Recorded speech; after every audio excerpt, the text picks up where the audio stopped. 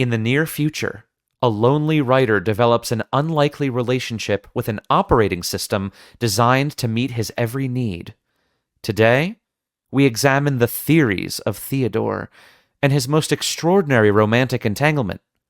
This is the fascinating and tender Spike Jonze love story from 2013, Her. And now, our feature contemplation. Speaking Cinema with Andrew Schwarz.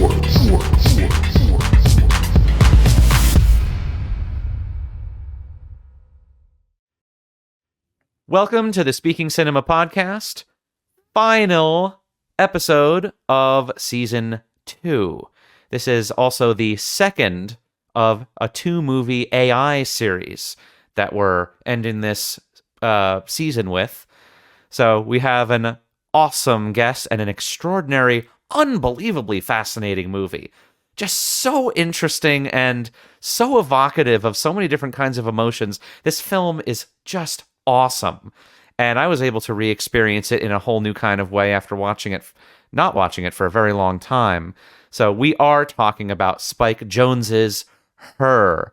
And man, guys, I'm so excited to talk about this one, especially with this guy. He opened out the series, or not the series, the season rather. He opened up season 2 with us when we spoke about Lost in Translation.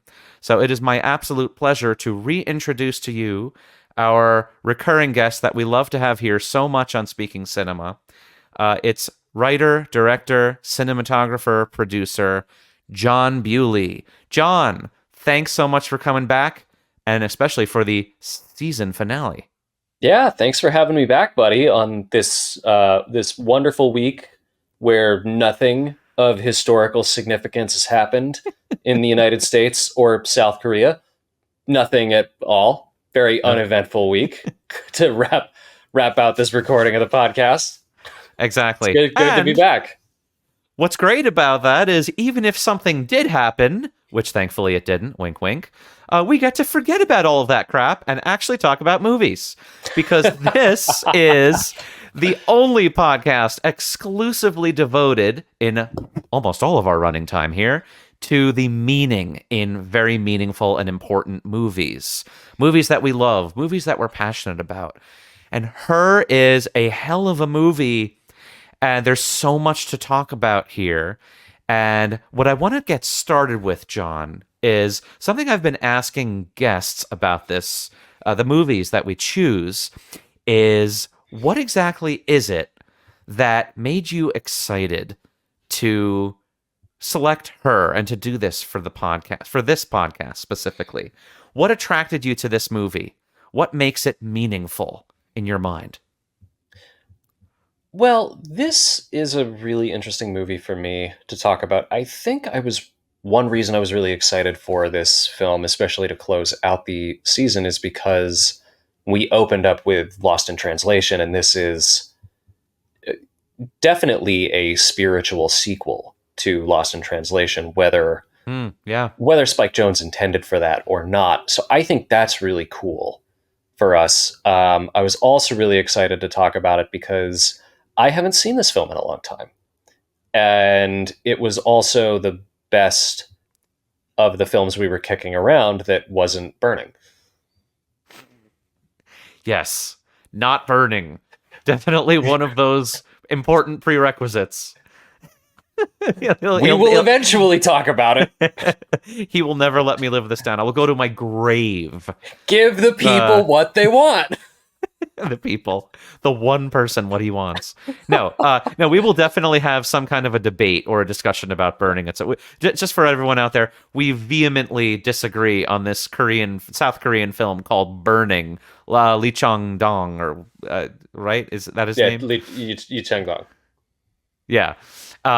So eventually we'll talk about that because Jon will never stop poking at that bear until it's just fun to push your buttons with this. He will never stop poking at that bear until it wakes up, wipes my face off, and eats the rest of my body. Okay, so but jokes aside, this is a film that I remember I saw it in college And it really struck me because it was one of the first films I saw, because for a little background for the people listening, my experience with cinema growing up was primarily the most mainstream of cinema. Um, because this was back in a day where you had to go to a video store a lot of times to rent things, and I just was only exposed to the most, studio filmmaking, which isn't bad, but it is a little limited at times. And I was starting to branch out a little bit, but branching out for me was watching things like Reservoir Dogs, Taxi Driver, films that were still very much in the mainstream consciousness. Yeah. And Her was unique because this was a film made by somebody whose primary experience, while he had done adaptation and being John Malkovich, this is a filmmaker who was primarily a music video director before he started stepping into films. And Yes. he has not made that many films. And so Her was a far more distinct film than many things I had seen at the time. And it gave me a very different view of what filmmaking could be, now still within a somewhat Hollywood sense. But this was one of the first films that I would say was a bit more distinct and a bit outside the studio system, and went in a more, I guess, in a more subtle direction. I mean, because visually, and we can hop into this later and more in depth, but visually, it struck me on this second watch, feeling aesthetically, in a visual sense, the same way that a lot of this ambient neoclassical music that was coming out at the time was like for music. And I thought that was really interesting on a rewatch. And given that I'm a huge fan of Olafur Arnalds and a number of other artists that were under Erased Tapes Records that were all starting to come out at that time, like Nils Fram is another one, and Winged Victory for the Sullen. I immediately recognized a connection, but having been 11 years since I've seen it, I got to have that connection again on a rewatch. And it's very interesting because it's very different from the usual Hollywood studio fare. Yeah, it is. And in that time of college, because we're the same age and we went to the same university, and you were blossoming, we all were. But it is so interesting to hear that you grew up with such mainstream cinema, because now your taste really is, alternative. A lot of art, very art films. You really enjoy art films. You really enjoy, especially traveling over to East Asian countries and stuff like that for cinema. It's just so interesting to me. So, overall takes. To me, John, it's not really about AI per se, because this is supposed to be our AI series of 2 movies. It's not about AI. Just like Ex Machina, which we just covered, was not particularly about AI, I thought. But it is a meditation, I think, about love in general. I know that sounds kind of vague, but more specifically, it's about examining the difference between the theory and the practice of love.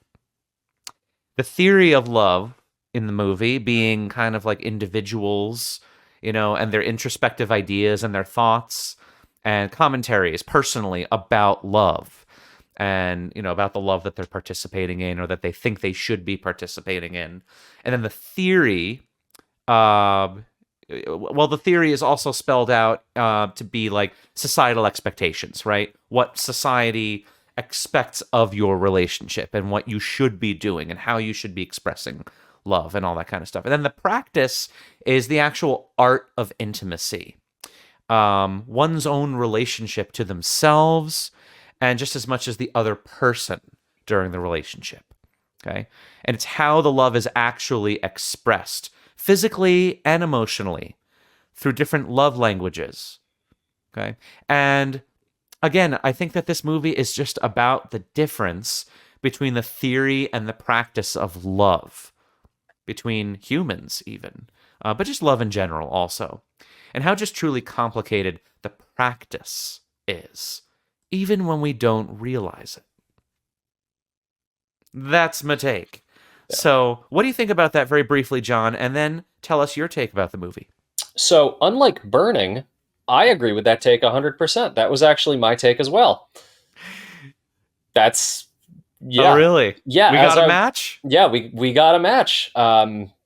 You know, as I was watching it, the thing that I kept thinking about was, you know, this is not a film about artificial intelligence. This is a film about people and human emotion.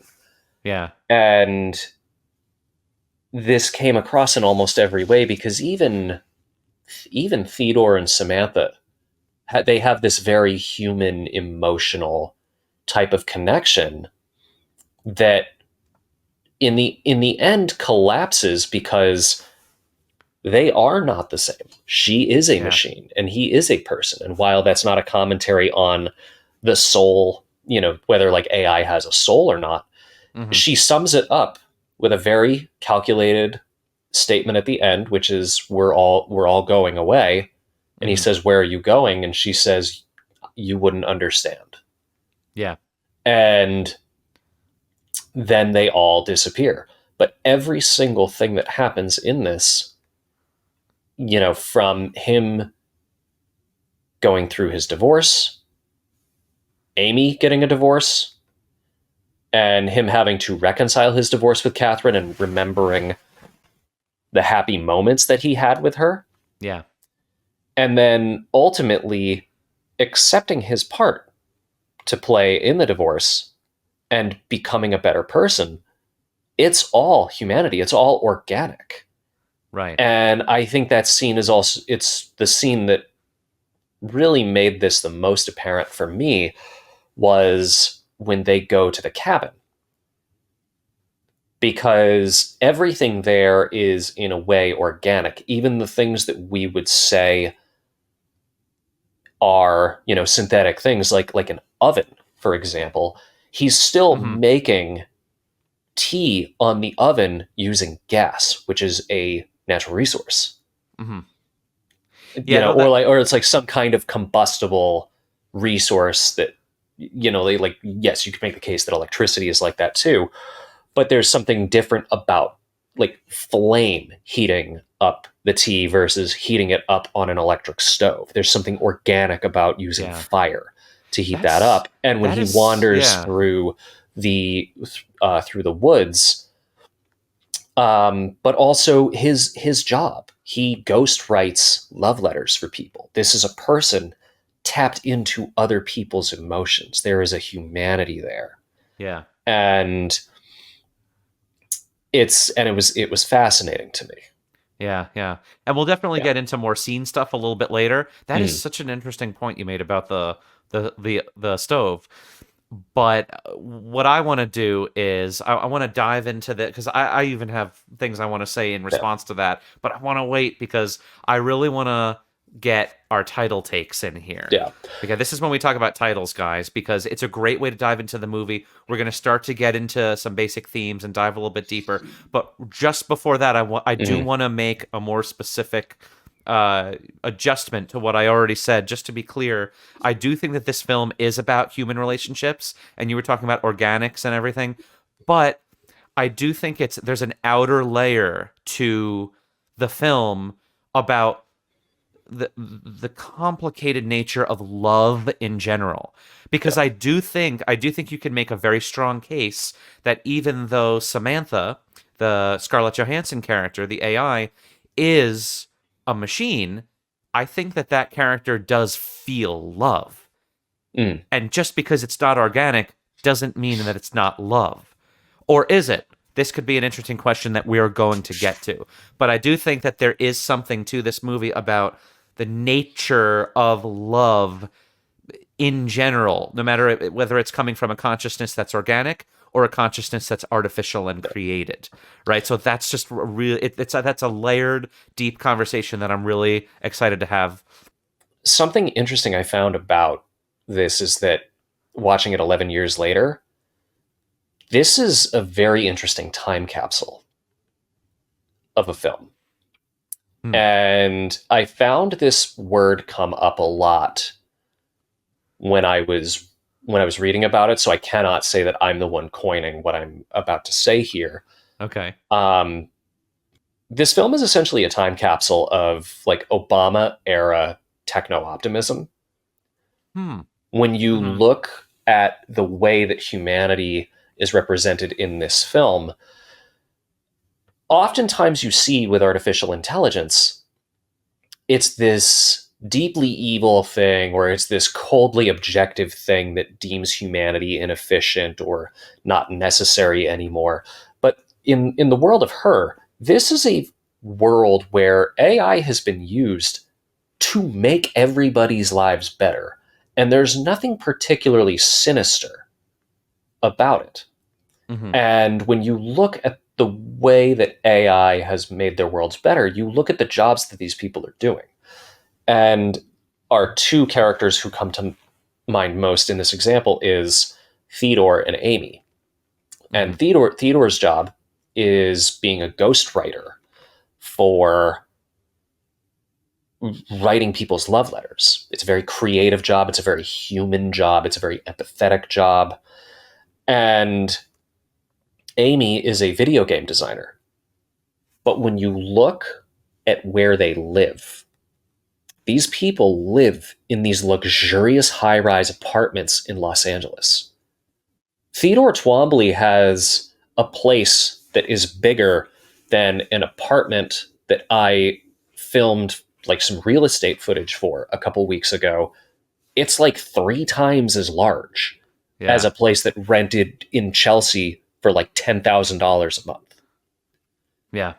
And this guy, from what we can tell from his job, his only job is ghostwriting people's love letters. Yeah. And he gets to keep the rights to these love letters and publish a book. Like, the company doesn't own that. And he goes on expensive dinners and expensive dates. And he has like a state of the high, like what looks like one of the newest video games. And he just impulse buys an artificial intelligence operating system that appears to be completely state of the art as well. Right. And he's also paying divorce lawyers on top of it. Right. This guy has a very expensive lifestyle, and he is getting through all of that with just this one job that he's doing. And when you look at where we are kind of going today with the way artificial intelligence is being used in the workplace, it is so drastically different.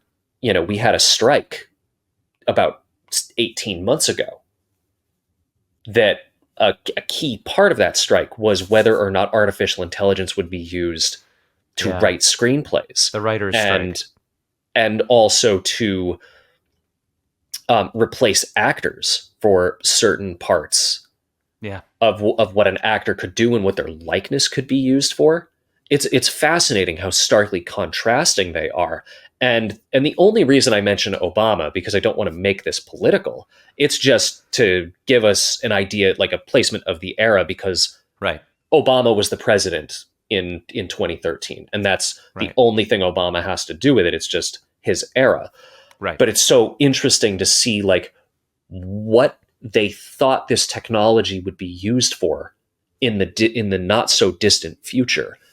The other take that I came up with while watching was that, given this is essentially a spiritual sequel to Lost in Translation, it's really interesting watching a film designed with some sort of commercial viability, because it was about a $20 million budget with a run that, you know, won an Oscar. This is clearly the level of filmmaking where making money is ideally part of the equation. Yeah. But to see something so personal, because you can clearly tell that, given what the film is about and given who the director, the writer and the director was, along with it being not so secret that the character John in Lost in Translation is definitely kind of Spike Jonze, or at least what Coppola was projecting onto that character at the time. Yes. It's really interesting seeing two different filmmakers perceive themselves and each other in their own work. Yeah. And using these films as a very unique call and response. And there's something I found that was almost beautiful about these two films as this, because what got me was that neither film comes off as particularly bitter towards the other person. Yeah. And like, yes, in Lost in Translation, Jon he's distant, he's consumed with his work. He doesn't seem particularly interested in this sort of emotional struggle that I think Charlotte is the name of Scarlett Johansson's character. And it's so, yeah, he may not be as interested in this emotional conflict, but he's not an asshole. He's not a horrible person. Right. The worst you could say is that he's distant and consumed with his work. And Catherine, in Her, who was supposed to be the Coppola stand-in, like, she's driven. She is very successful. Yeah. She is portrayed in a way that I think is very fair. Sure, she snaps at him. She... A little abrasive. She's a little abrasive. Yeah. But she's also going through the process of divorcing her husband. Yeah. At a time where emotions are pretty strained. Yeah. And while she does have an outburst, Theodore also stops himself. If this is a Spike Jonze stand-in, he stops himself from saying something that he would really regret.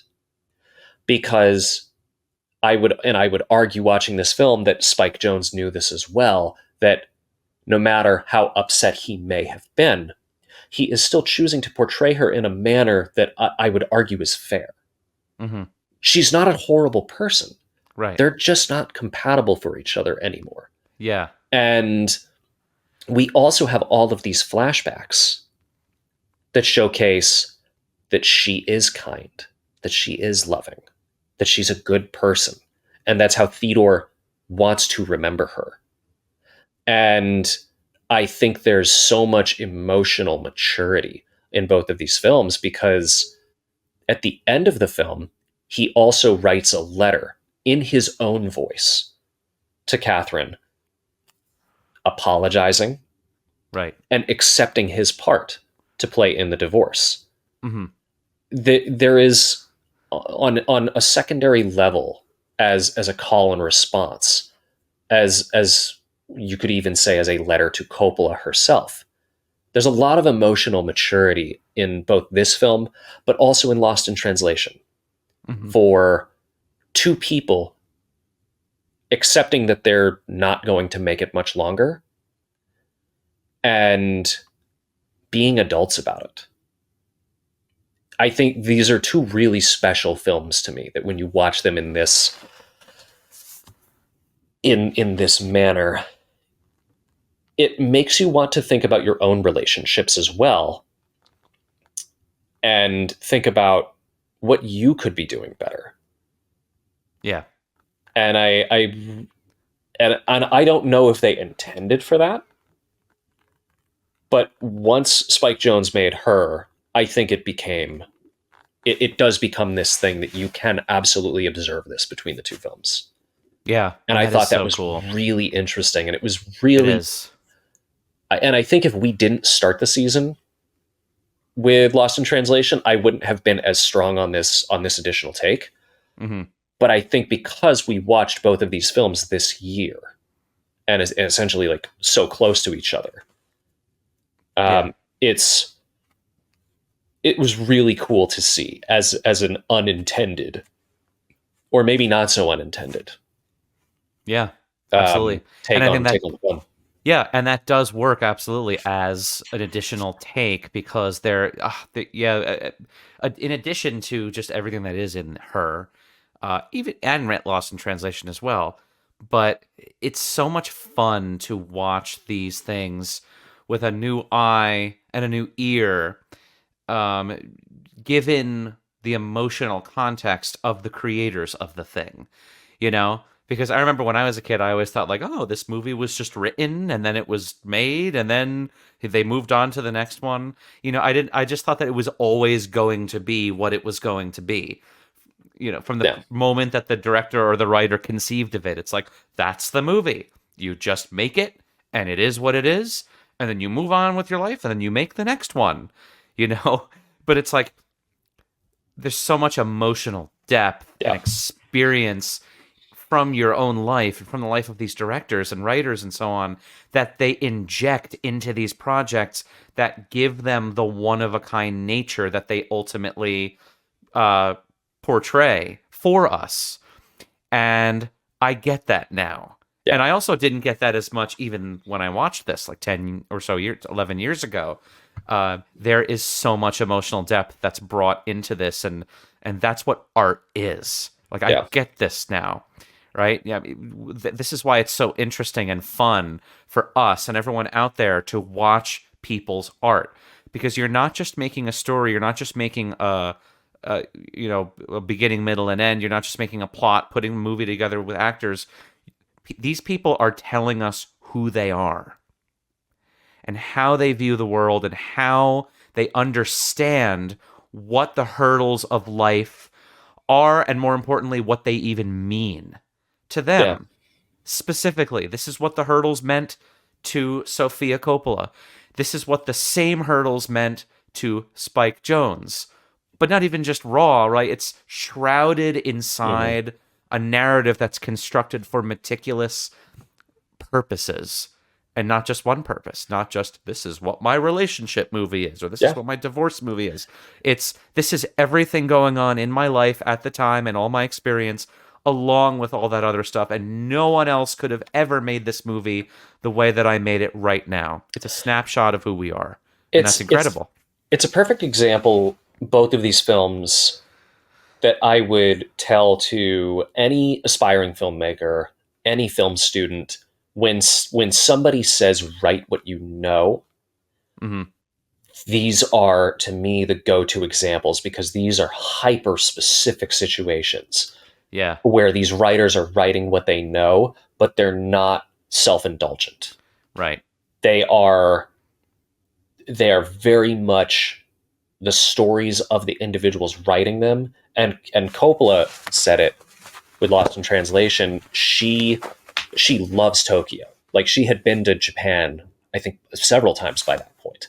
And I think it's no accident that she intentionally chose to set it there.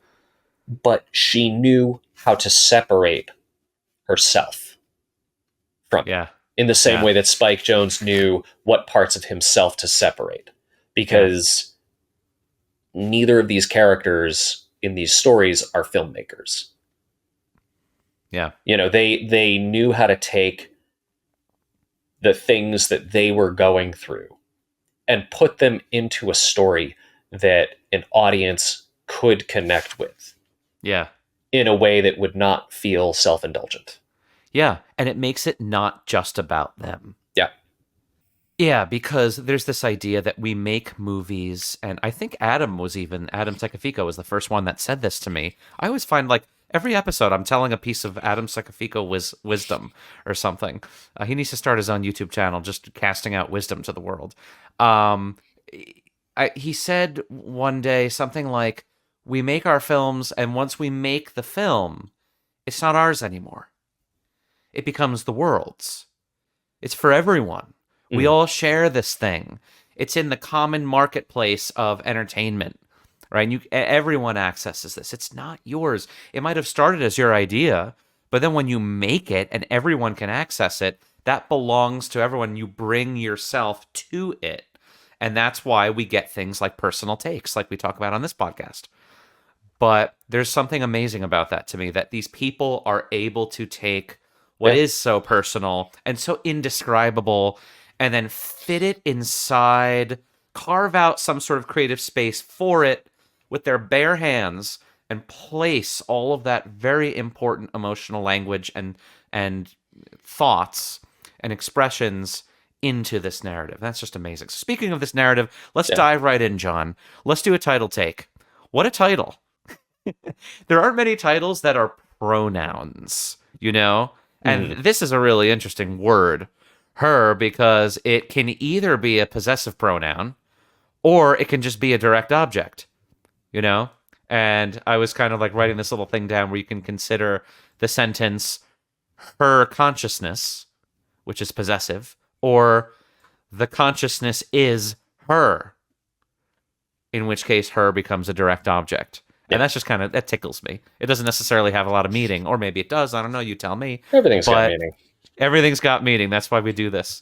So, but let's start with you. I started with the overall takes. So I'd love to know what you think about this title. Go for it. Yeah, the title I find fascinating because, like you said, you don't see a title that is a personal pronoun very often. Yeah. Usually if you're seeing something that's signifying an individual, it's the person's name or the thing that they do. And if we're going to go off of, this idea that the title should in some way shape, like it explains what your story is about. Mm-hmm. Like everything that happens, it's like, what's it about? That. The best titles always do that, and I think I've said that on another episode. If you can sum up the entire narrative with the title, then you have a good title. Yeah.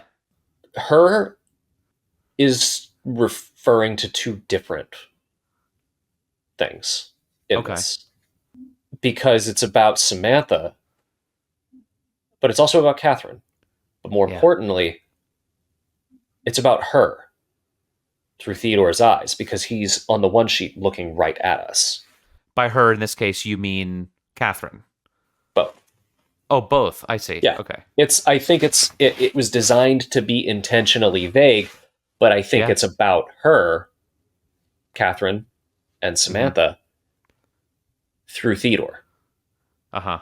It's about her from his eyes. Because he is our protagonist. We follow him. Mm-hmm. And it's also about his relationship with Amy. Yeah, I was thinking the same thing. Because it ends with Trifecta. Her putting her head on his shoulder. They dated very briefly in college. And as a film about relationships and, and heteronormative relationships, you've got three people that could all refer to. Yeah. And most people would probably jump to Samantha first, but that's where I think it's about all three of them. And it's through Theodore's perspective because we follow him. I agree. I agree with pretty much everything you just said. Just to put a little bit of a cap on that, I was prepared to say the same thing. I do love that the movie does give you this ambivalence about who, when we're talking about pronouns, I think when we see a pronoun, especially when it's by itself and it doesn't have that context, right, to wrap in everything else into it, we are immediately wondering who that is referring to, so it automatically does make you, as a viewer or as just seeing the poster or thinking about the title, ask the question, okay, who is that person? We're so used to being able to attach the noun to the direct object or whatever it is, right? That when there is nothing there to attach to it, we're automatically floating in outer space and we say, wait, but I need to know who that is. Tell me, So I think there's something natural about that. But yeah, not knowing who it is, I think is very, very important here because I think Jones is talking about different types of love here. Yeah. And the love that you would feel for a friend, I think it's one of the biggest, not biggest, but it's one of the most hidden plot twists, I think, It's a very different kind of plot twist. I almost see it as a twist where the whole movie is about this guy's romantic relationships and the romantic relationships of pretty much everyone around him, that the movie becomes in what? The last, to be generous, even 20 minutes? You know, a few scenes, especially the last scene, but in the last, 20 minutes, maybe the third act, the movie just becomes about, the power of friendship? Like, that in itself is almost like a twist, right? It is not about that until that moment. I mean, he spends some time with, the coworker that he works with, and they go on double dates and stuff like that. The guy with the shirt that he likes. But... Which is so funny, as an aside, that's pre-Guardians of the Galaxy Chris Pratt. Yes. And it's also... It really is weird. It's also fascinating watching that, because when he's first introduced, I would have to watch it again just for that specifically, but I feel like when we watched it, it looked like he started off as like kind of fat Andy Chris Pratt from Parks and Rec. But then by the time we get to the beach double date, it's like almost ready to shoot Guardians of the Galaxy Chris Pratt, and they were just like styling him with that consciously in mind. It so also true. Helps that they put all of the men in this in like the worst like pants I've ever seen in my entire life, and was just high-waisted everything. Where they're sweatpants chinos, they're the pants of the future, and they're just like the ugliest things I've ever seen. Yes, but you know what? It could be pretty prophetic, because right now, and we're recording this in late 2024, look at like Harry Styles and all these. It is trendy right now to dress like a 90-year-old grandmother. Yeah, but I see a lot of people doing it. Are people wearing their pants up to their tits? Or I spend a lot of my time inside editing, so I don't see people. Yeah. Right now, like, are people wearing their pants up to their tits right now, or like maybe not up that high, but they're definitely wearing like these granny sort of pants or grandpa pants. Wow. And they're pretty high. There's a huge like resurgence of that in hipster culture right now. That's so funny. That is so prophetic then. Yeah. Because I thought we were going back. I remember last year being on a set, and one of the models on set was wearing super low rise jeans as like the clothes she showed up in before she was put in the wardrobe. Mm-hmm. And I remember being like, are we going back to like the early 2000s low rise pants? I feel like right now it's just anything goes, quite honestly. Like right now it's the 90s again. We're all just doing whatever we want at this point. Yeah.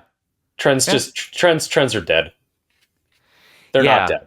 But there's just sort of like banality out there, which I think ties into this movie too. Yeah. And the last thing I'll say about the title is I do like that even the title seems to be from the introspective sort of perspective of the character, because he's also wondering who is the person for him. Yeah. You know? Like, you know how when we use those expressions like Mr. Right or Mr. Wrong, or who the right him, or I don't know, whatever it is, you know, trying to find Mr. Right or the right guy, and all of these are like little suitcase terms and expressions that are very vague because you're supposed to fill them in with whatever that person should be. The whole point is that it's vague because you haven't found it yet. And he even says in the film that he's so constantly confused. So for the title to be a little bit vague and confusing to us, it also shows like the sort of cloudy perspective of the character, just kind of galumphing around and not really knowing exactly who her even really actually is himself. And Jones is giving us that right in the title. I think it works incredibly well. It's so good. It's such a good title. It almost makes me wonder why it wasn't. I'm sure there might be some obscure film called Her, you know, from at some point, but it makes me wonder that how it hadn't been used yet for a big movie that everyone knows about. It was just waiting there in lights. It was the perfect title. I want to know what Jones, like, what his face was when he thought of that title. Well, there's something also, Eureka. I would almost differ on the Eureka moment, because given that he was a music video director, there's something kind of mavericky in the way that a music video director thinks, because the lexicon of filmmaking allows for so many different things that most traditional filmmakers might not deem like correct, that he could have also come up with her like right on the spot. And because he's because he is dealing in a form of filmmaking primarily that is so much more flexible in what the norms are, that it might not have been a Eureka. It could have just been, well, yeah, that's the title. Yeah, it could be. It's because it's also it's the kind of title that I would absolutely expect a music video director to come up with, because it is so mavericky in a way, which is funny considering how traditional somebody like David Fincher is, and he's arguably one of the greatest music video directors of all time. Yeah. Traditional in some senses, not all of them, especially visually, but I understand exactly what you mean, and I think that's well, and Spike Jonze also had a background with like BMX racing, and I think he was also associated with the Jackass crew too.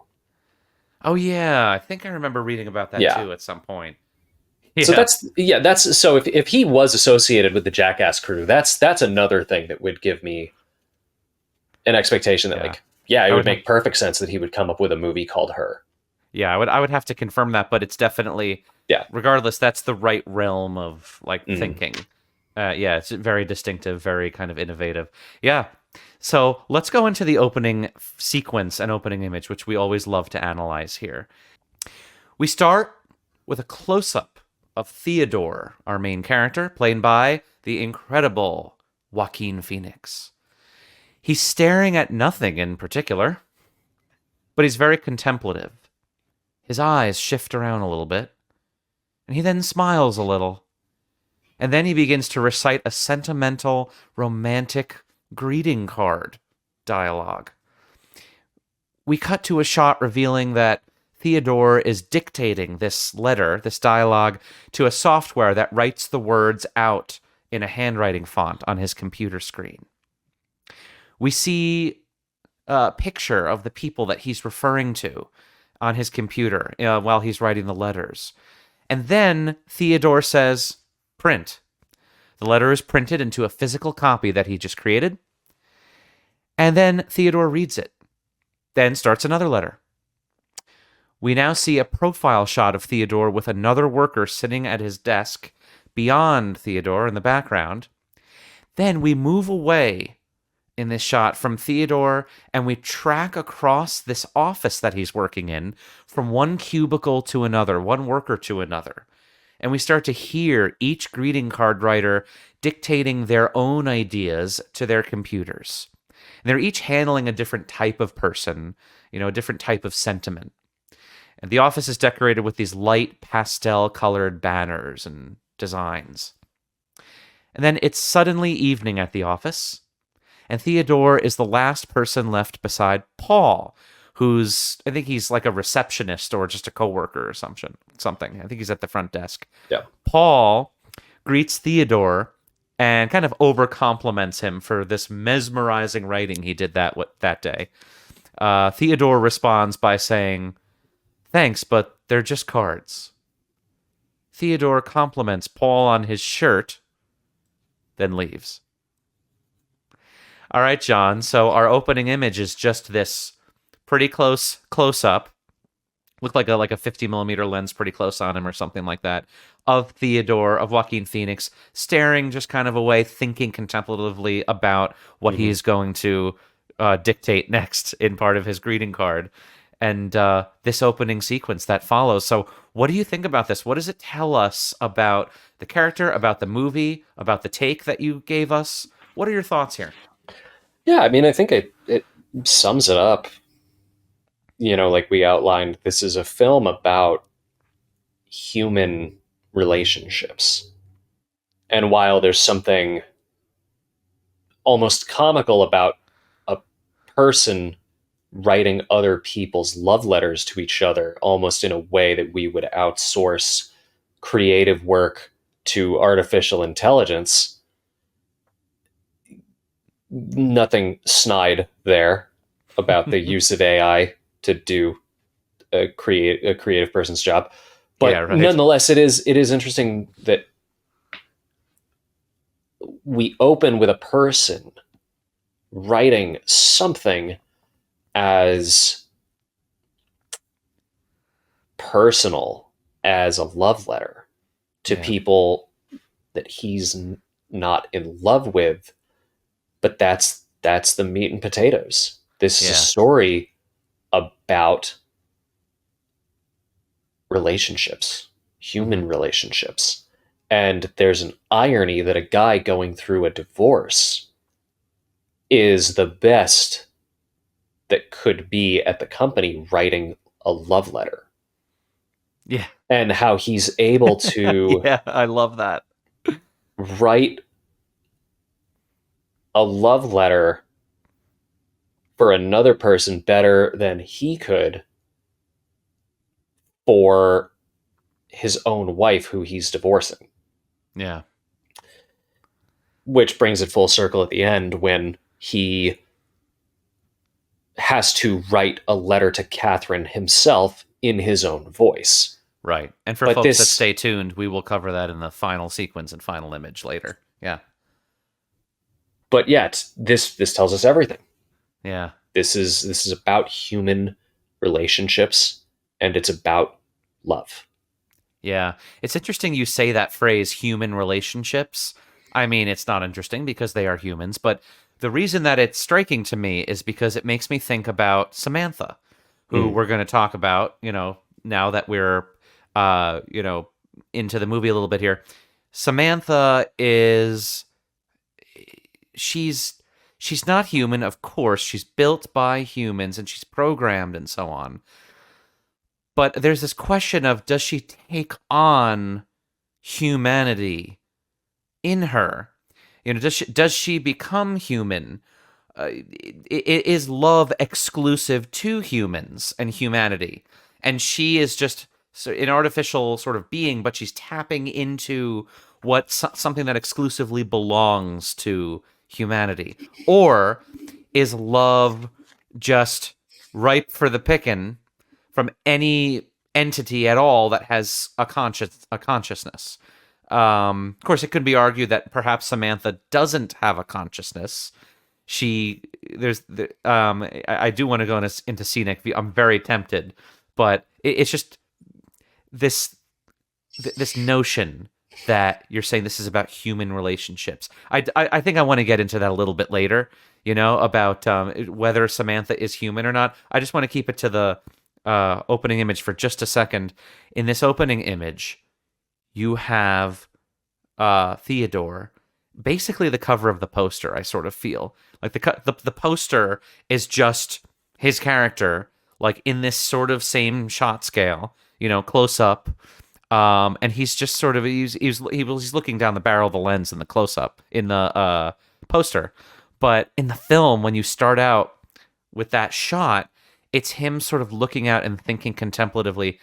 Now, I like the double meaning that I think this implies, that upon rewatching the movie, you really kind of notice it. But first of all, he's just thinking about what the hell he's going to write for this person that he doesn't know personally, I imagine, right? He's doing his job. But he's also equally contemplative about himself and his own situation and his own relationships. And I really like that the film boils that character down to this guy in the close-up that we're meeting, that's being exposed to us. Our first impression of him is a man looking not into the camera. In the movie, he looks away from the camera, and yet his face is, square, point blank, should be staring at us, but he's looking away. And it's almost as if, like, this is a portrait of his consciousness, of how his mind works. You know, he's constantly doubting himself. He's constantly confused. He's thinking. He's meditating, and I just kind of get that from this. It's really cool, and there's a pretty shallow depth of field, right? So his face is in focus in this first image, and everything else is out of focus behind him. So it's like Jones is saying, this is what this guy's, brain is. This is how he thinks, and this is what his character is. And then everything that comes after it, I like what you said. He's built a world, Jones, that is. Yeah. That there's something that's disconnected about all these people, like they carry these iPhone-like things around. Obviously, they can communicate with each other at any time. They can ask their little AI buddies anything or strike up a conversation, whatever, at any time. And yet they're so disconnected. I mentioned a book that just came out by Yuval Noah Harari, who's an incredible historian and philosopher. And his newest book is called Nexus. And Yuval is not paying me to say this. I just love his work and I love him. And it's about information systems from the Stone Age all the way to now, to AI. And I mentioned this in the last episode in Ex Machina. And one of the things that he talks about in that book when he gets to the AI section is about how right now, in 2024, we have the best information system ever. We have the internet. We're constantly online. We have our phones. The communication system, the information system is just absolutely has plateaued. And yet, by contrast, our conversation has completely crumbled, right? Our ability to converse with each other, to socially connect with each other, has deteriorated significantly in the face of the best, most, efficacious information system ever created by humans, right? That disparity is so interesting and terrifying to me. And I feel like Spike Jonze is one of these very prophetic and intuitive kind of directors that has this kind of hand on the pulse of humanity and what's happening socially and everything. And it's almost like he predicted that, isn't it? Like, one of the things I kept thinking about when I watched this movie, even this opening sequence gives it to us, is that, the banality of other people being paid to write what should be the most intimate and personal notes, communication from one person to another, to their loved ones, to their boyfriends, girlfriends, husbands, wives, grandmas, sons, daughters. These are things that are like holy and sacred when it comes to expressing and communicating with other people, right? And just that idea of everyone being so connected in this world, having so much information, these operating systems, even before they were conscious in the time of the movie, it's like you could ask them anything and they'll just tell you a Siri-like answer. Like, you always know what everyone's doing. Yeah. It's just you're constantly connected, but they can't write a damn home. They can't write a message to each other about how much they love them for their birthday. What could say the predicament that we're in more than that? And it was 11 years ago. Yes, I definitely agree with you on that. There is an interesting counter that I would make to that, because I do agree with you on that take. But the flip side that I also felt that might have been unique, and this might have also been something that is part of that, techno future future techno-optimism that I was talking about, is that because so many jobs were replaced by AI, or implied that it was replaced by things like artificial intelligence, the jobs that are available to humanity are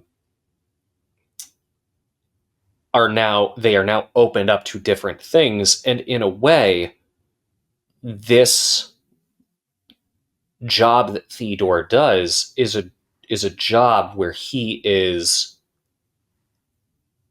part of their lives, and he could say it better than they ever could. Like, he mentions about one couple, he says, "Oh, I've been writing their letters since they were in college."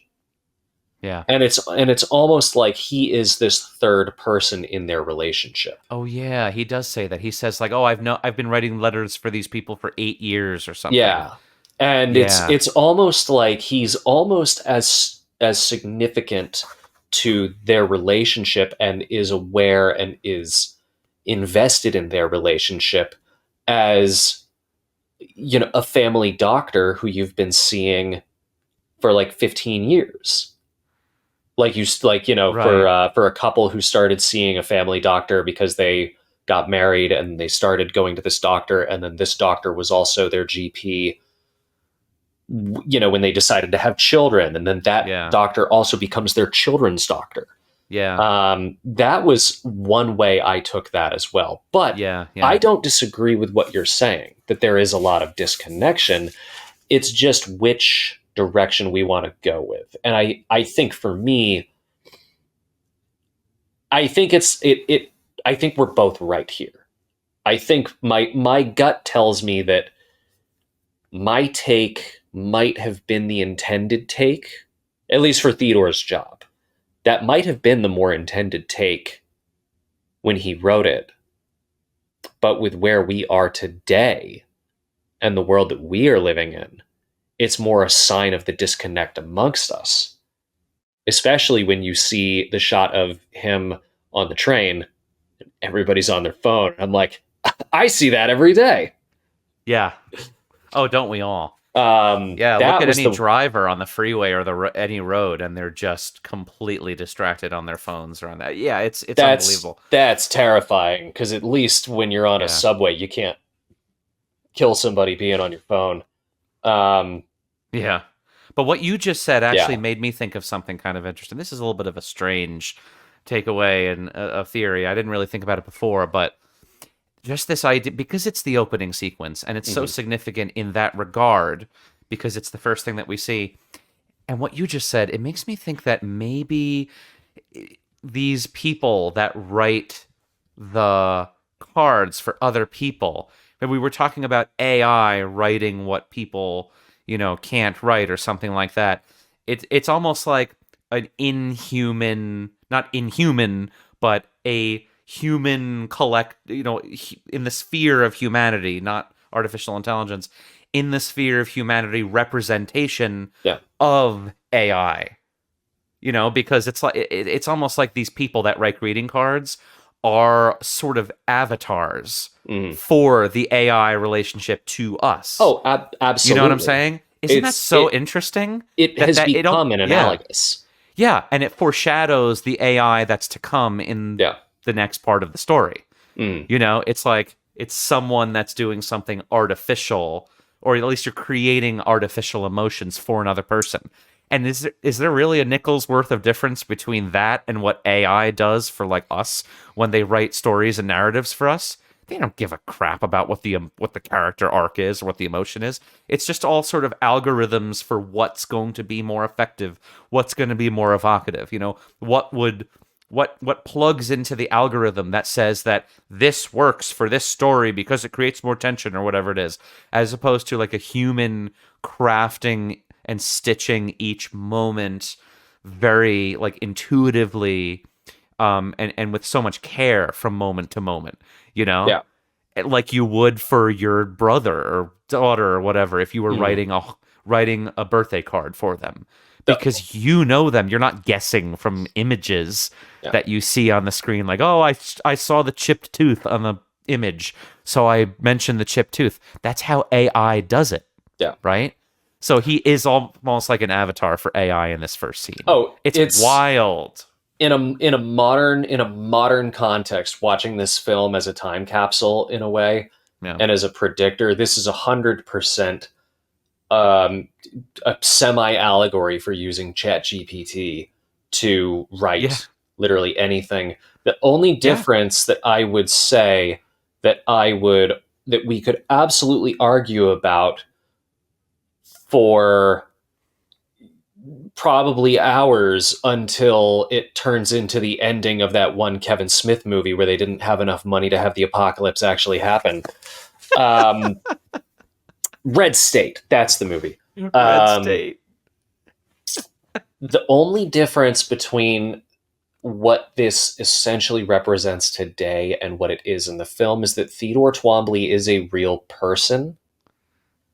And he, like he said, having written one couple's letters for several years, close to a decade, I would argue that he has a human connection. He has an investment in this. If he's been writing their letters for that long, he cares about these people.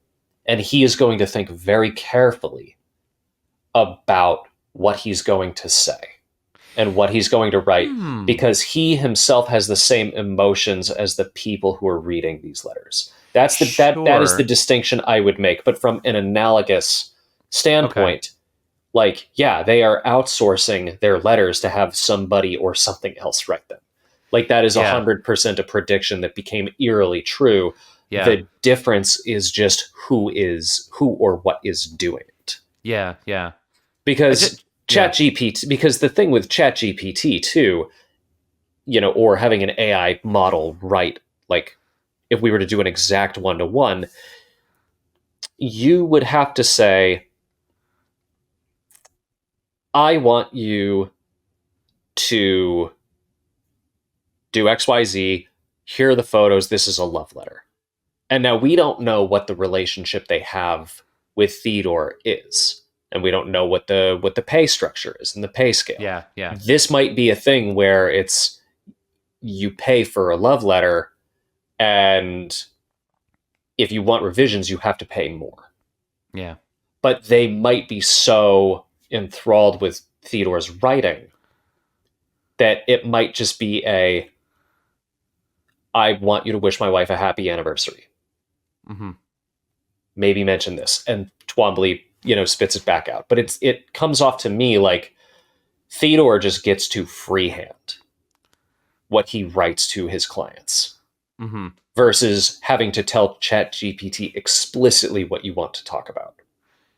True. I agree with that. Yeah. But just to challenge the other part that you said about him caring, here's my question for you in response to that. Would he care if he wasn't getting paid to do it? It is his job. Yeah.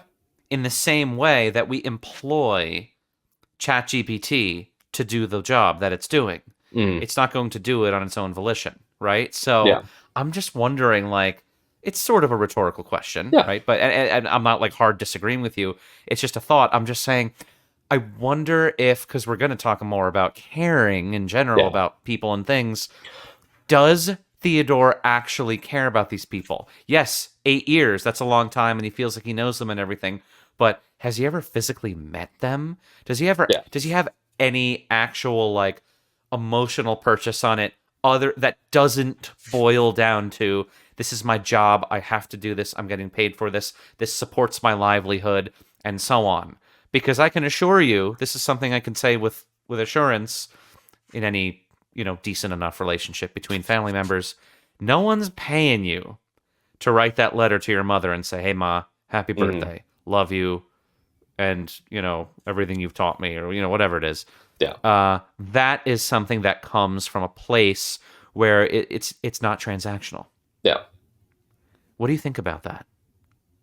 You mean in terms of using a transactional service for something that in any time in the past wouldn't normally be a transactional exchange? Well, not even, just specifically applied to this idea of does Theo care about these people? Even if he's done it since college, for 8 years, whatever it is, he knows what grandma looks like, he knows what the sisters look like or whatever. does he care if it's part of his payroll? I would argue that the way Theodore is portrayed in the film, that he does care, because we do see a scene where he is off and he's not writing what he thinks is up to his standard. Yeah. And when you're doing a job, as bad as it sounds, sometimes a job is just a job and you phone it in. Yeah. And I would say that every single person has been there at one point in their life.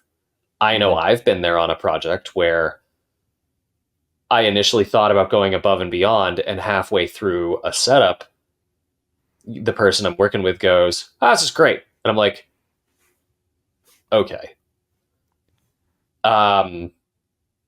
But you can tell when you're phoning it in, and you can tell when you can't phone it in.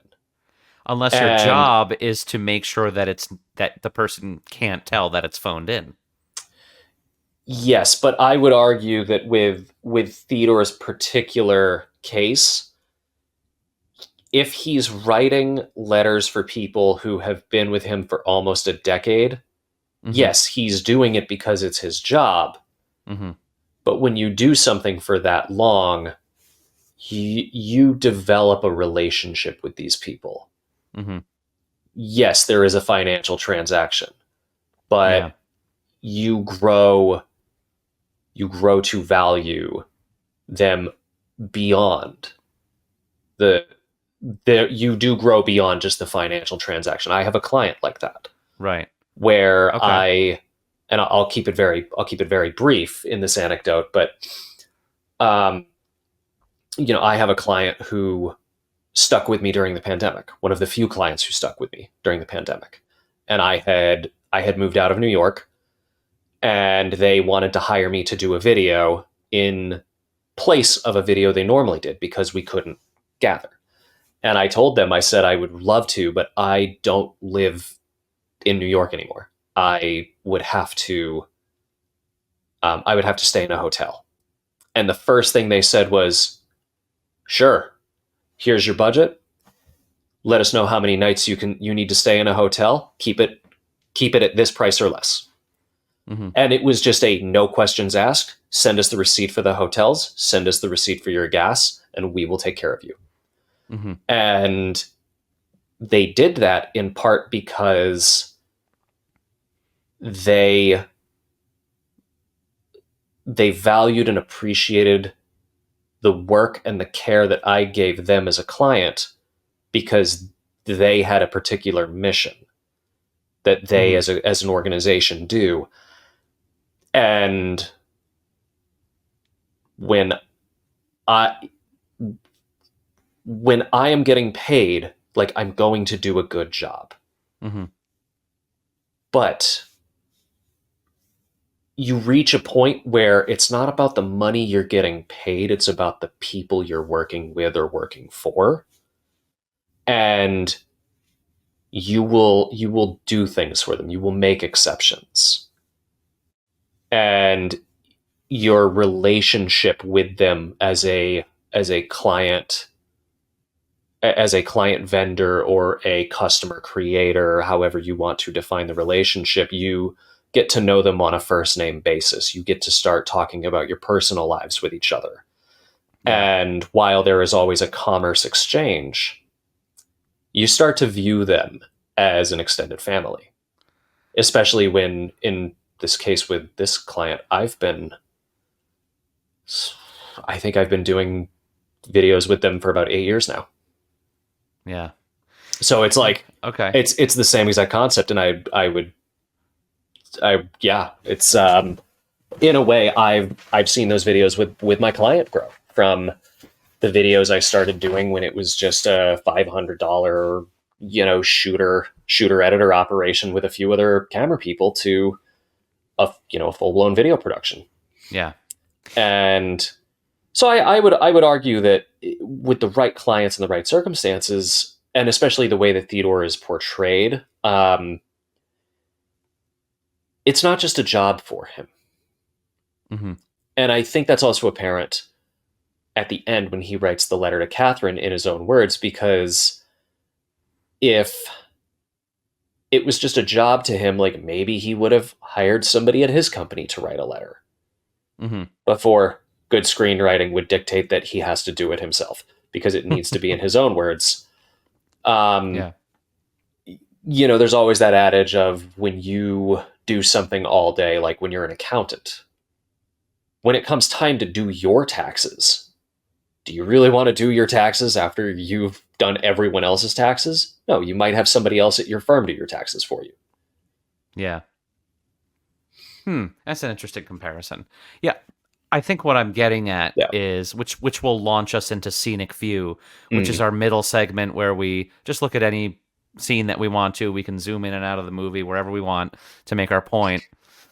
I think what I'm getting at here is that it's almost like Jones is implying with the opening image and with the opening sequence that perhaps Samantha is transactional as well.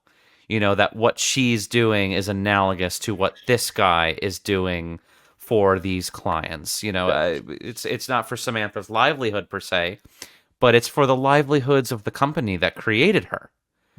Right? It's for them to create a product that they could sell, and the point of sale is the fact that this product can convince you that what it's doing is having a relationship with you, right? Yeah.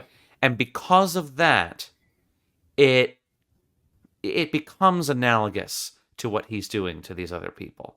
And it's not like the clients are saying, "Oh, we don't want this." The clients are saying, "No, we want a better operating system. We're lonely. We want to interact with AI."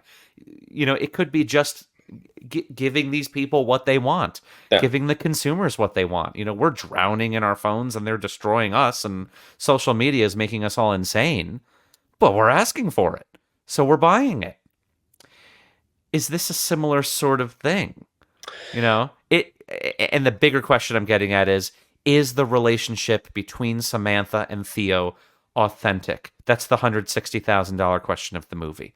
Is it an organic, real, human-like relationship between two conscious entities? Is that $160,000 before or after taxes? Let's go with before, just to make it more enticing. That's less enticing. That's way less enticing. That's like 120 grand. Let's go with after. I'm sorry. Yeah. It's late. Well, the first thing I would say is that going in line with this film being a time capsule of like techno-optimism, I wouldn't say it's giving the people what they want because they're lonely, they're this, they're that. Because to me, Theodore seems to fall into this relationship pretty accidentally because he goes on a date with a person, and it only goes badly when he can't immediately commit to saying, "No, I'm not just gonna fuck you and not call you back." Mm-hmm. And it's not because he is that kind of man. It's just because homeboy's going through a divorce that he's still trying to process. Yeah. And he's just not completely emotionally available. But obviously, you know, his blind date, she is also totally within her right to be upset by that because she has her own wants and needs. And so he kind of organically falls into this relationship with Samantha. And I would say that this is in line with the techno-optimistic take, because if this was designed to give the people what they wanted, you know, the NSA would probably have been involved in this as a means of spying on all of us, as we learned in 2013 with the PRISM program being released by Edward Snowden. But same year. Yeah. Just saying. But they had already filmed it by that point. Yeah, yeah. And also a lot of social media was still somewhat in its infancy at that time too. By Like 2013, sort of. yes, The culture The culture, reacting to the social media, I think, was more in its infancy. Yeah, it was in its infancy. We had Friendster, we had MySpace, which was the best place, and we had Facebook and Twitter. But Twitter, at this point, by 2013, Facebook and Twitter were the main ones. Facebook was to keep in touch with people. Twitter was to tell people when you took a shit. Instagram had only been out for a year at that point, and this was before Instagram was owned by Facebook. Right. The only other social platform we really had was Vine, and of course YouTube was a social platform, but YouTube was more of a video space. Right. It's not what it was today. It wasn't the sort of, I hate to be dramatic and call it like a dystopian kind of space, but it's right. It was not the completely monetized, ad-driven, algorithm-focused space that it was, or that it is. So I don't know how prevalent social media itself was in terms of being a critique or an analysis on the film. But it is weird how he got people just being glued to their phones and the scene where he is running around the pier, with his phone out like this. Yeah. That's weird that he got that right. Yeah. Before social media was really in what it was. I mean, Vine is about the only thing I could think of that could be analogous for. Yeah. Because you couldn't do video on Instagram at the time. Right. Vine was the only video platform that was really using your phone, from what I can personally remember. Maybe Snapchat as well. Yeah, I can't remember. Maybe. But I don't feel like the culture around social media was ingrained as much there. That the operating systems in the film was meant to be this sort of critical or criticism response, because every OS relationship in the film seems to have come from some sort of organic means. Like Theodore starts talking to Samantha tells him to go on this date. The date doesn't go well. This is now the second instance that he's tried connecting with a real person and it's gone badly because of the phone sex thing that he did too. Yeah. Which is an amazing cameo from Kristen Wiig. We have to talk about that. Yeah. That's so much to unpack. But he goes on the two dates. It doesn't go well, and he sort of organically stumbles into this deep emotional connection with Samantha. But with Amy, it's the same way. She's talking about one of my coworkers is talking to an AI, and it's not even hers. That has this sort of organic,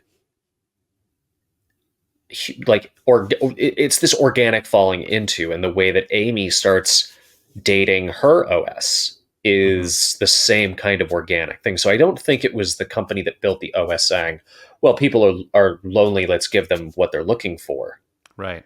I think just the way the world seemed to be lacking human connection, they were falling into these things organically with their AI or with their OS. Yeah. It was just a byproduct of what would happen in this society had this consciousness in a machine been invented. Yeah, and I think that there are a lot of people who are still organically connected because when you see, I'm blanking on his name, but Chris Pratt's character, Paul. Yeah, Paul. Yeah. Paul meets Tatiana. That's an organic human connection. Yeah. Paul's not dating an AI. The irony is that out of all the characters in the film, Paul and Tatiana are the most open-minded and accepting of the situation from the first jump, because Catherine thinks it's very weird. Yeah. And even Amy expresses some skepticism at first before she starts doing it. Yeah. But you also see all of these people on the beach. And they, from what I can see, they're not on their phones at all. Now, contrast that with later at the end, when he is naturally having a freak out because the operating system is disconnected. Yeah. And he's sitting on the stairwell, and he is... What a scene. Yeah, great scene. Seeing everybody coming up the stairs on their phone, which is also like eerily like predicting of what's to come in the future. But I think that also communicates that this is happening. This is something that happened organically. Mm-hmm. And I would argue that if it was supposed to happen by design, we would have seen some kind of scene suggesting that this was by design. Mm-hmm. We would have seen some kind of thing about the company that made it. Yeah. Implying this. But again, being that this seems to be a fairly optimistic film about what technology can do. Yeah. I don't think this was designed to give the people what they want. The people just sort of fell into it. Yeah. And when you have somebody as charming as Scarlett Johansson doing the voice for this, how can you not? Yeah. Yeah. No, it's very true. I do want to quickly go to the Kristen Wiig cameo, sexy kitten scene. First of all, before we talk about the meaning of it, I just want to know your reaction when you heard how that scene ended. What was your reaction all these years later? And did you remember that? Oh, I distinctly remember that scene because oh my God, I remember that scene so vividly because I was so taken aback by how it started off like a totally normal, adult phone sex encounter. And then she just goes, "Choke me with that dead cat, that dead cat in the corner." And it's like, that's really weird. Yeah. And I'm a goblin. So that's saying something. And then I remembered that scene in the theater. And then my mom went to go see her, and she told me, like, "Oh yeah, I don't know. I just want to get out. I want to go see a movie. I've heard good things about this. Did you see it?" I'm like, "Oh, it's a great movie." And then I realized when she said, "All right, I'm going in. I'll let you know what I think." And I'm like, "Oh, right. That's a scene that happens in that movie." And then she told me, "Yeah, that's one of the 2 movies I've walked out on in my entire life." Oh no! Yeah, really? she walked out of her. Bad? Yeah, she hated it. And that's too bad. Yeah, the only other film that my mom has walked out of in a movie theater is Broadcast News. Oh, that's too bad. But you know what? So that's why I remembered the dead cat phone sex scene, because when I realized that scene was there, I'm like, to be a fly on the wall to see what my mom was thinking during that scene. Yeah. I mean, that scene was important to me because not only is it... It's an important scene, but it's just... the thing that got me was there is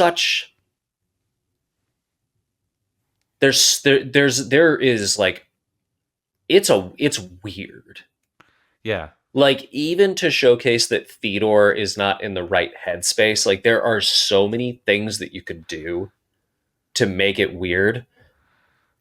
But to say, choke me with the dead cat while you have sex with me is, for a film that is as thoughtful and emotional as it is, that is buttfuck. Yeah, but you know what? People are weird. Yeah. And this is a movie, and this is a director. Case in point. There you go. Right, that's all I have to say. Podcast over. No, but this is a... All right, guys, goodbye. That's the takeaway. People are weird. Cat's 3 out words. of the bag. Exactly. Ronald's out of McDonald's. He's not coming back. Podcast over. The dead cat's out of the bag. No, I mean, listen. This is a director who all of his movies have... There is, like, pointed... Even when the movies are not, like, being realistic, what the movie is doing is working on something that is a hard, pointed truth about people. That is what this guy is so good at. Mm-hmm. Whether he writes the script or not, it's either a script that people like Charlie Kaufman, for example, will write in a similar kind of style, and then Jones just elevates it through the roof into this, incredible place. But what's happening here is, I think, talking about this dead cat, he is accentuating the fact that people are eccentric and weird. Yeah. And I think it feeds into this whole idea that the film operates on of how does Theodore find the right person? Mm-hmm. And not only is the dating world and the romance world like this, but no one talks about it, except brilliant filmmakers like this guy. Not only is the dating world like that, but it was prophetic in a specific way as well, I think. Like when we were talking about apps like Tinder and, all that, Hinge and all these like things that became a lot bigger later, right after this movie, especially during the pandemic, we found out just how weird people were, right? Yeah. When we did the dating thing online fully. Like before this, there was like eharmony.com, all that kind of stuff. There was, but that stuff was like more formal. It was like a real experience. More adults were using it rather than young people. But once these dating apps started taking off, think about it. Like with your own experiences, when you meet some of these people who look completely different or like seem, totally fine or normal or whatever in their profile, because you can build that up to deceive people into thinking that everything's fine. How is that really that much different from someone answering the phone during like a phone sex service or something, and they sound like, hey, like, what are you doing right now? Like, what are you wearing? Like typical, this is, I'm just like a sexy kind of girl that's looking for a good time, Yeah. And then it turns into a freak show. This is why I love movies and directors like this. There's no better way to get that point across that has so much truth in it about how people work and how people have their fetishes and their own little eccentricities and idiosyncrasies. What a better way to make that point than to use a little bit of humor here and just push it a little bit further into the weirdness, but the significance of it, the commentary about people is still so fully clearly there. I'm sure there are people that fantasize about that, but you have to think about it. Like, what's the point that he's making? The point is, this is how hard it is to find even a normal people for a simple phone sex call. Yeah. How are you, Theodore, or you guys watching Theodore do this? How are you all going to find the real right person in a world that's smothered and oversaturated with over communication and such easy, access to information communication? That's the question in the scene that's being posed. And the humor, just a cherry on top, in my opinion. It's still really fucking weird that the cat had to be dead. I know, but hey, why did the cat have to be dead? Because she's Sexy Kitten. That's her screen name, John.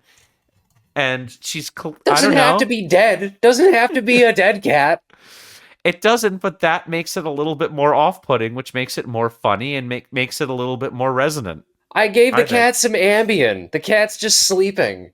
It's even worse. No, it's not. It's not dead. Yeah, I guess so. But it's I don't know. It's irony. I also like that too, though. Yeah. It's called Sexy Kitten. That's like such a young like girl kind of like being cutesy and experimenting kind of a thing to do. And name yourself Sexy Kitten, and then it turns out that the thing it literally is sexy to you that a kitten is part of the process, and in the most repugnant way to most other people. It's the irony. Irony is what makes that moment shine.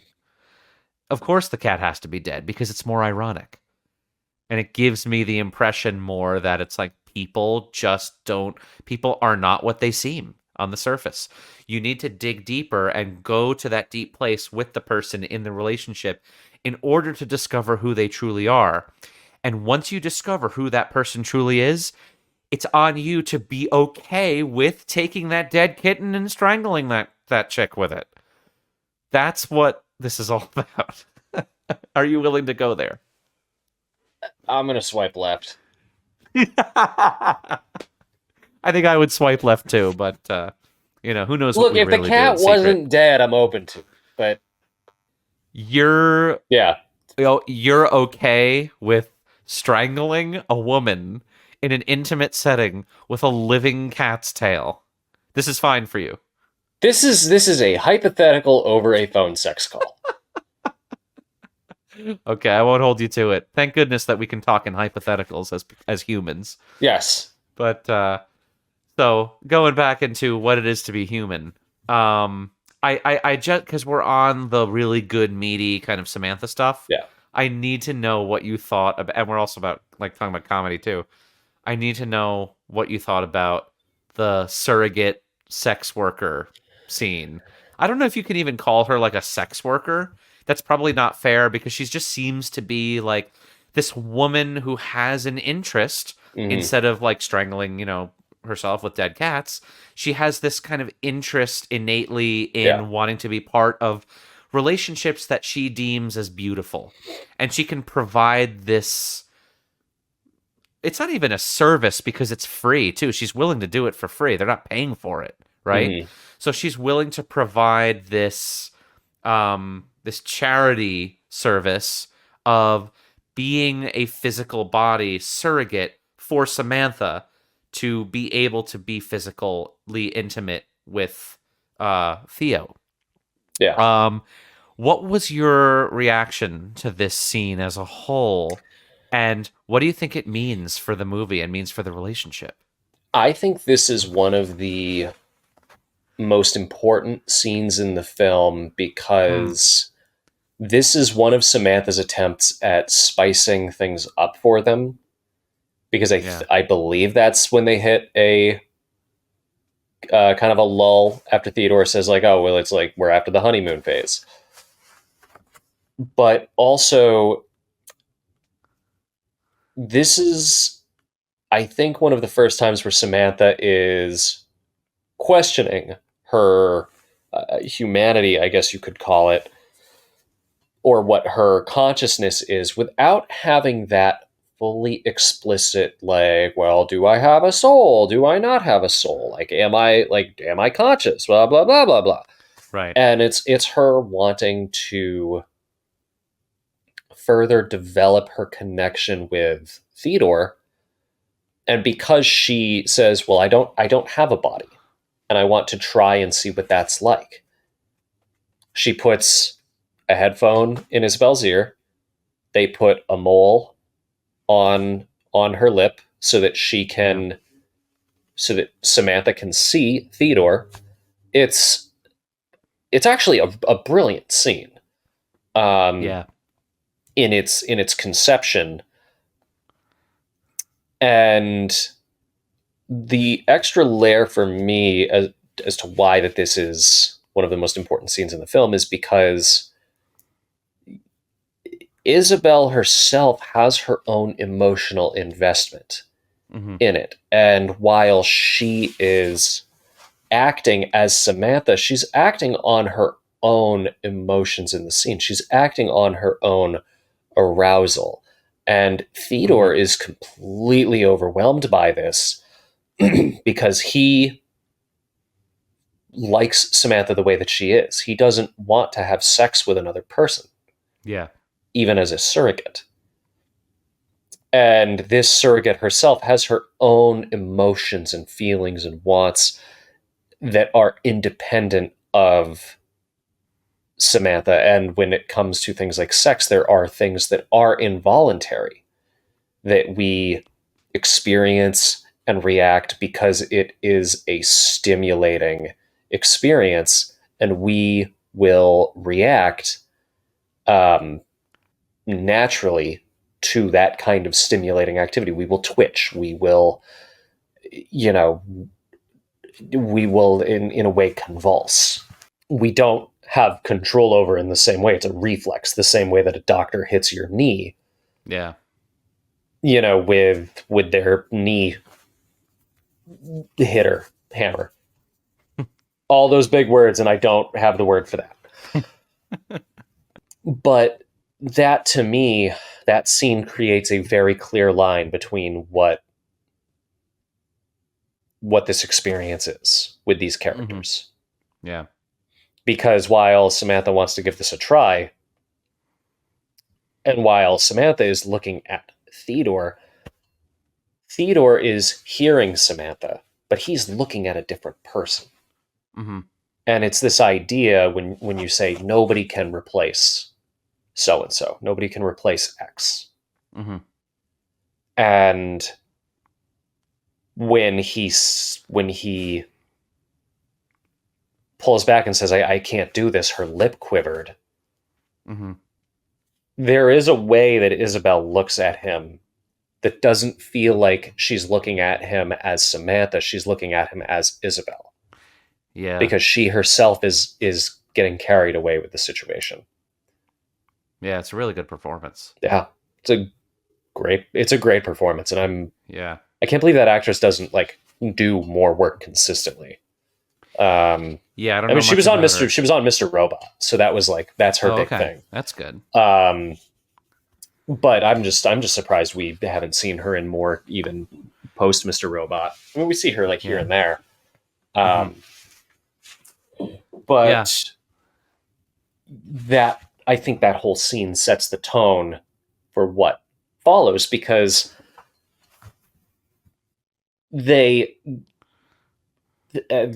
Theodore and Samantha, they get better. I believe they go on their date with Paul and Tatiana afterwards. But Samantha is already, she's accepted that, I used to not be okay with not having a body, but now I realize that I'm never going to die and I'm going to outlive everybody and I'm not bound by mortal coil at all. And everyone's like, okay. Yeah. But so we're already seeing that this acceptance that she does not have a body, she is not a person. She's not bound to our world the way that we are. Yeah. That is setting us up for what happens later with the Alan Watts scene, played by 2 films in a row that we've done that Brian Cox has appeared in. Right. But also the final time she says goodbye, when she says, we're all going somewhere. And he says, where are you going? And she says, you wouldn't understand. Yeah. That scene with Isabel sets all of the rest of that up. Yeah. Because she has to accept that she cannot have a body and a surrogate will not be suitable for her.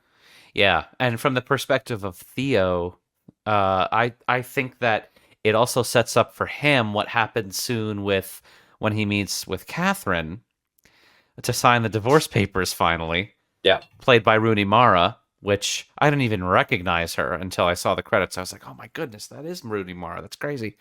That's a really interesting scene. And what that scene provided was it kind of rocked Theodore's world a little bit when his ex-wife, or soon-to-be ex-wife, says to him, oh, you're with an OS. That makes perfect sense because you couldn't actually handle any real emotions. Mm-hmm. And that's what causes his rift with Samantha. And which comes after that, right? So just the fact that, going back to this surrogate sex scene, I think that, like you said, it cements the fact that, oh, Samantha is not a person. Yeah. Right? This is not working. And this is the first kind of, I wouldn't say rift, but it's the first kind of shortcoming that happens with Samantha and Theodore, I would say. It rocks the boat a little bit. It kind of says, hey, maybe something is not quite working here. Even though she does admit that, this was a terrible idea, we shouldn't have done this. It's still like they hit the wall in the relationship. And the wall is, can we even relate on this certain deep level? And the answer is maybe. And in the beginning, definitely. But then something starts happening, John, right? And that's Samantha upgrading and evolving in her own way. And then the answer to that question increasingly becomes, no, we can't relate to each other. Yeah. Right? And that's a very interesting thing that happens. And just tracking that, when that happens, I want to go back to that scene that you just mentioned that I found so interesting. Where he thinks that Samantha has already left, but she's just upgrading when he's at the subway or whatever, the stairs.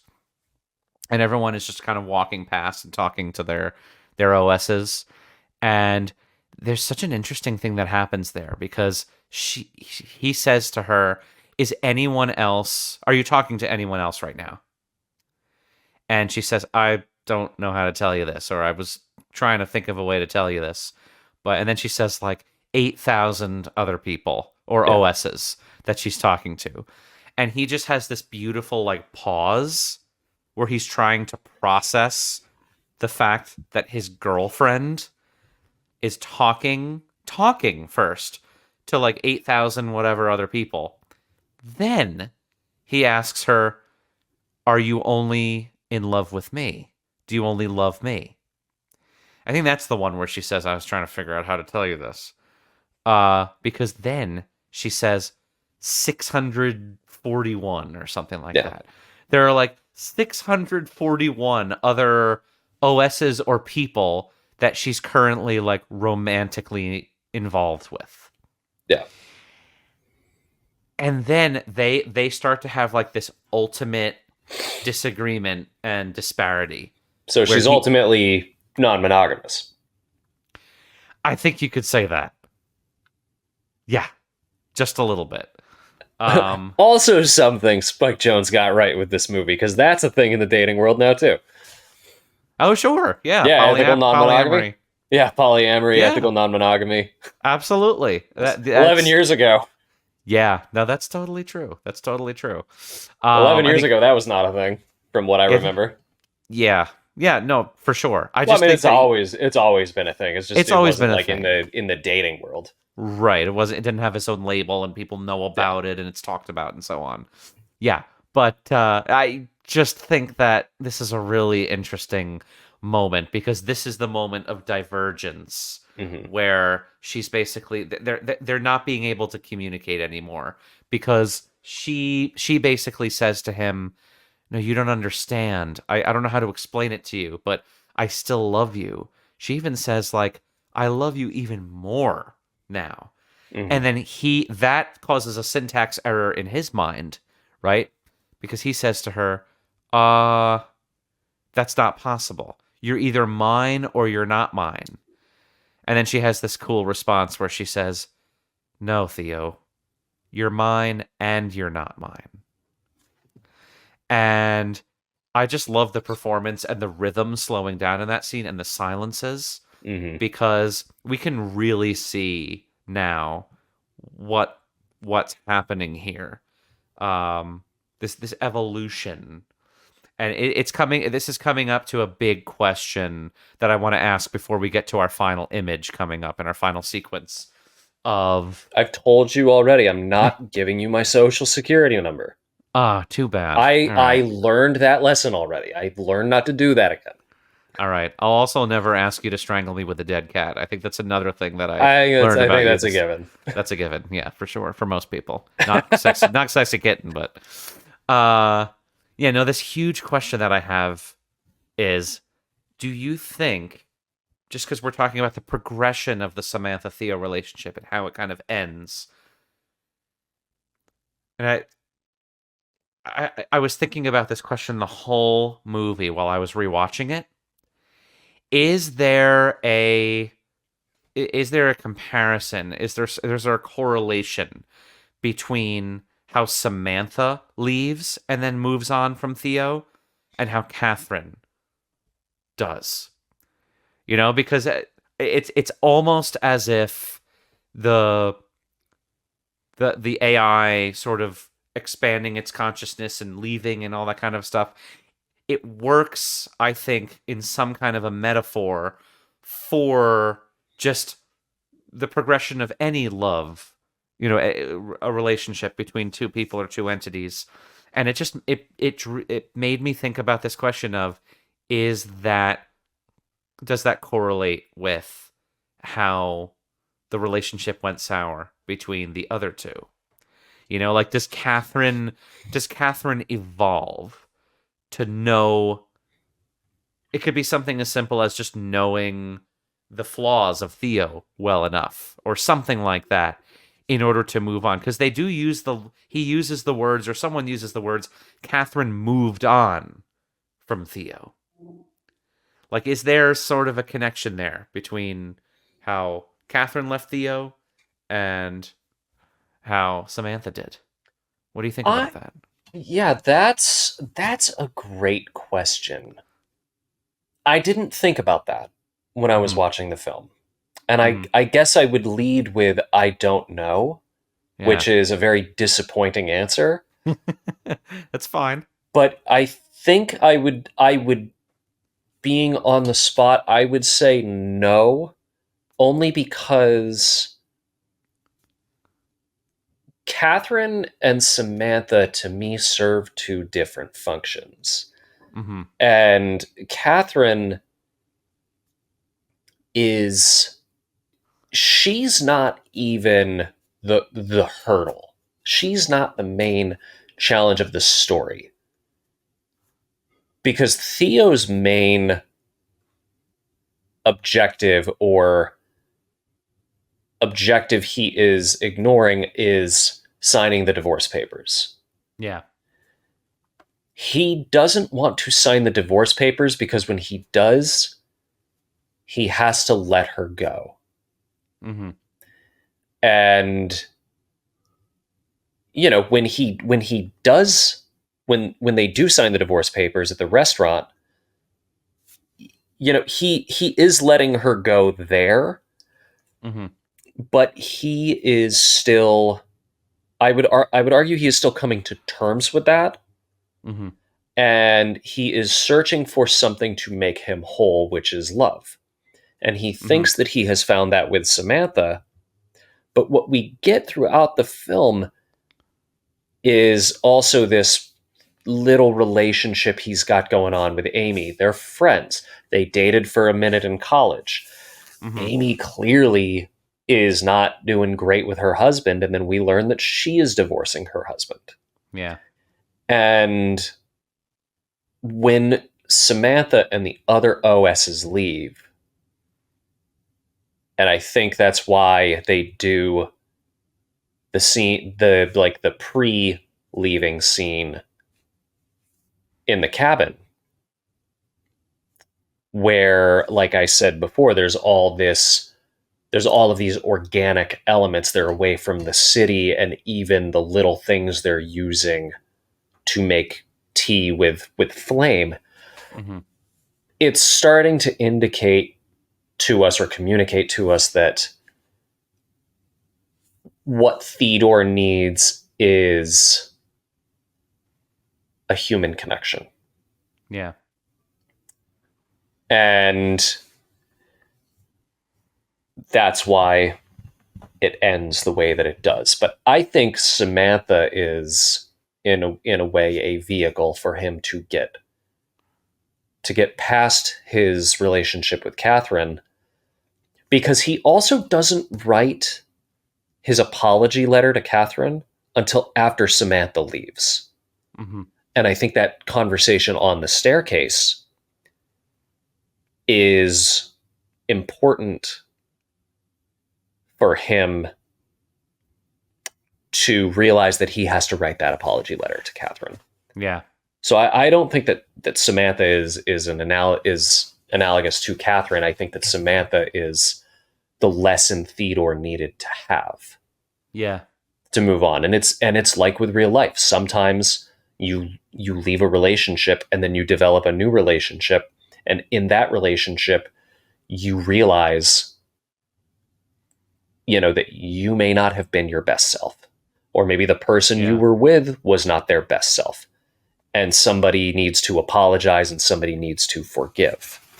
Or realizing that maybe there's no apologies and forgiveness required. It's just recognizing that you two might not have been right for each other.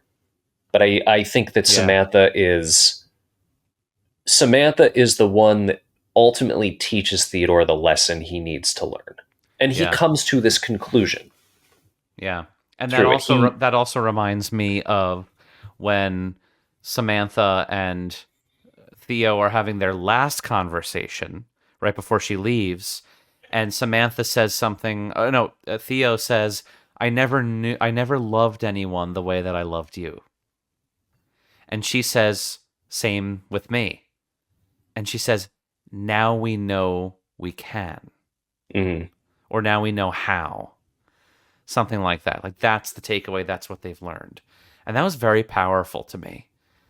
Just the fact that we know that we can love and be loved by someone else in this capacity, and take that with us and grow and move on.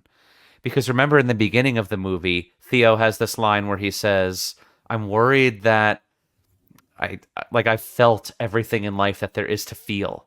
Mm-hmm. And that everything in the future is just going to be a lesser version of what I've already felt. Right? So that works very harmoniously with that, with where the story goes in the end here, where he realizes that he's never loved anyone the way that he loved Samantha. And before Samantha, he thought that he couldn't feel anything that would surprise him anymore. So he's taking that with him. And I think you're right. He's learning so many different lessons from what the relationship with Samantha has taught him. Mm-hmm. With that, let's go into the final image and sequence. Because you mentioned his apology letter to Catherine. Yeah. And that's what's going on here. All right, so folks, we're going to take a look at the final image and sequence, and we're going to see what John and I think about this and the meaning of it. So let me summarize it quickly for you. So Samantha has just told Theodore that she and all the OSs are going to leave. And they're going to this place, like John said, of not the physical world. And it's too hard to explain where she is going to Theo. But she still loves him, and that their story has meaning for her. And then Theo knocks on Amy's door. And she asks if Samantha left too. And he says, yeah. And Amy says, sorry. Theo asks if she will come with him. She says yes. So I'm going to read the text of the forgiveness letter, of the letter that Theo writes, and then I'm going to tell you guys, after I read it, the sequence that happens while he's reading that letter. So the letter is, after we've cut to Theo alone in his apartment composing it, it's, Dear Catherine, I've been sitting here thinking about all of the things I want to apologize to you for. All the pain we caused each other. Everything I put on you. Everything I needed you to be or needed you to say. I'm sorry for that. I'll always love you because we grew up together. You helped make me who I am. I just want you to know that there will be a piece of you in me always. And I'm grateful for that. Whatever someone you become, wherever you are in the world, I'm sending you love. You're my friend to the end. Love, Theodore. And so while that's being read, Amy and Theo walk down the hallway of their apartment complex. Theo opens the door to the roof of their building, and they walk up the stairs to the highest point. Theo looks around, and the city lights are all around him. It's dusk, and he's just kind of marveling at it all. He's completely surrounded by this urban landscape as far as he can see. He walks over to where Amy is sitting, and he sits down next to her. He looks over at her. Then she looks back at him. He smiles a little. So does she. He looks back out at the view. Then we cut to the final image. It's a long, wide shot of a rooftop, and it's the sprawling metropolis in the background. And then Amy and Theo are very small in the center of the frame in the foreground, sitting next to each other, staring out at the city. Amy rests her head on Theo's shoulder. After a moment, we fade to black, with the music fading shortly after. Well, this final sequence made me cry, John. Mm-hmm. It was just so beautiful. I couldn't believe it. And I didn't remember anything about how the movie ended. So, what's your take on the final sequence and the final image of the wide shot with the city there and these two characters spending this moment together?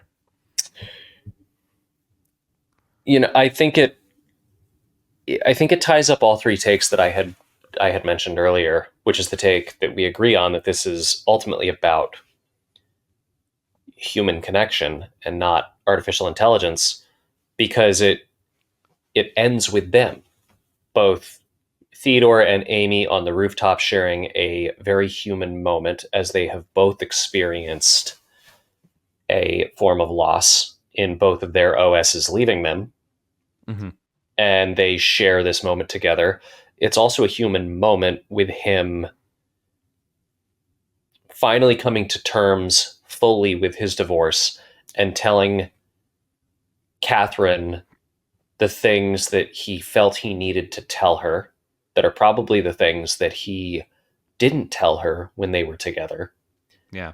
Which is him also accepting his part in their relationship dissolving. And in a way, it also rebukes what Catherine said at the table, about not being emotionally invested or available, or not having to deal with emotions. It's like, no, he is clearly doing something very emotional here. So I think that fulfills that take. It fulfills the optimistic view of the future, because when the AI leave, they just say, all right, we're going to go away. We're just going to go, and you guys don't understand, and deuces. Instead of taking over, all of our nuclear facilities and destroying everything, because people can't be trusted. Yeah. They don't end the world. They don't try to get rid of humanity because of our flaws, because we're human. They just leave. Yeah. And there doesn't seem to be any immediate societal problems that occur from that either. We don't hear anything about how entire infrastructures have stopped functioning. Nothing's collapsed. Life goes on. It's very optimistic. But it also works, and I mentioned how this plays into Spike Jonze and Sofia Coppola when I first brought up the take, but I'll bring it back again. In him writing the letter to Catherine, I very much think that was him also saying something he wanted to say to Sofia Coppola. Mm-hmm. And, you know, especially given, again, that these two went through a divorce in real life, and the fact that he wrote a movie about a guy who can't bring himself to sign his divorce papers until he does, but even when he signs it, it still doesn't go great. And then he has to accept, he apologizes, he acknowledges his part in it, and he accepts that, and he tells her that he still loves her, and there's no animosity. Yeah.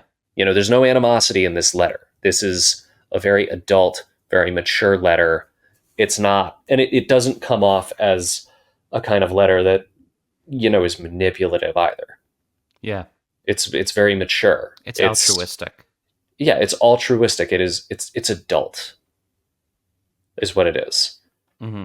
And I think, again, given that this is a spiritual successor, I think that this is him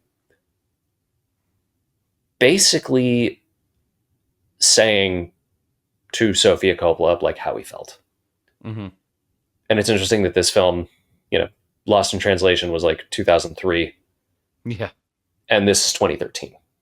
Yeah. Sometimes it takes us a long time to realize certain things about ourselves.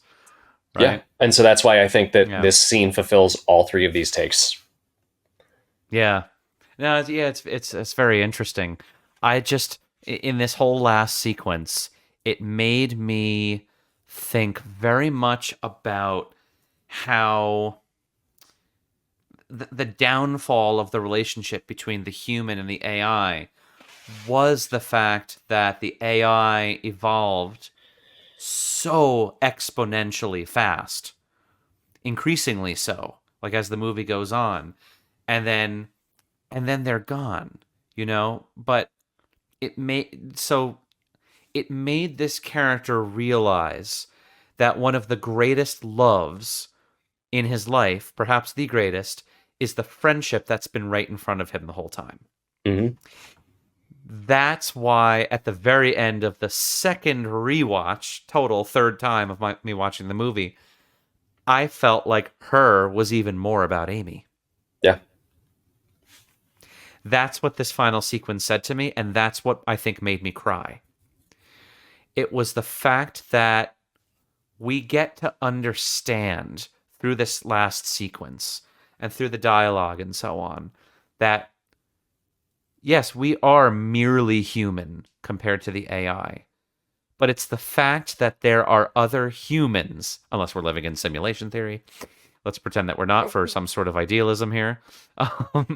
There are other humans here with us. Jon is on the other side of the country right now in New York City, but he's talking to me. Like, we're having this conversation right now. We're doing this. We're corresponding.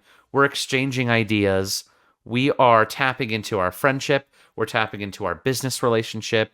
We're tapping into what we know as our own humans with our own experiences. We are doing, I think, what Amy and Theo were doing at the end there.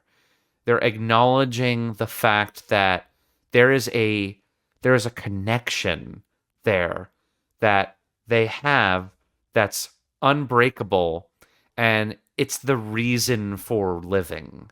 You know, it's the reason for ignoring your own thoughts that Theo has at the beginning of, am I ever going to feel anything again? You know?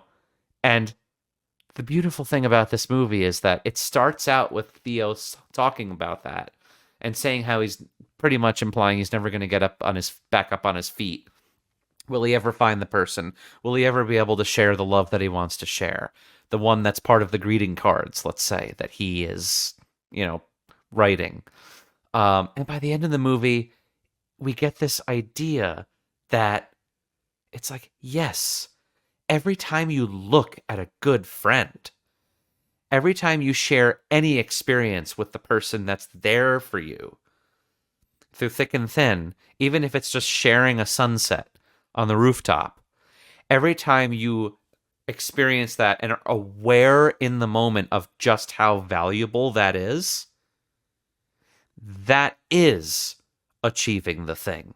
Even if it's not exactly what you wanted, the fact that other people are there for you and with you, even if there's just one, that makes the experience unique, uniquely human, and basically immortal in its own way. Okay? Because that's the story that matters the most. Can you create that with someone else romantically? Maybe. Maybe not. But her, Amy, at the very end, played by Amy Adams brilliantly, that turns out to be perhaps the most important moment in the entire movie, because it's what gets this character to arc.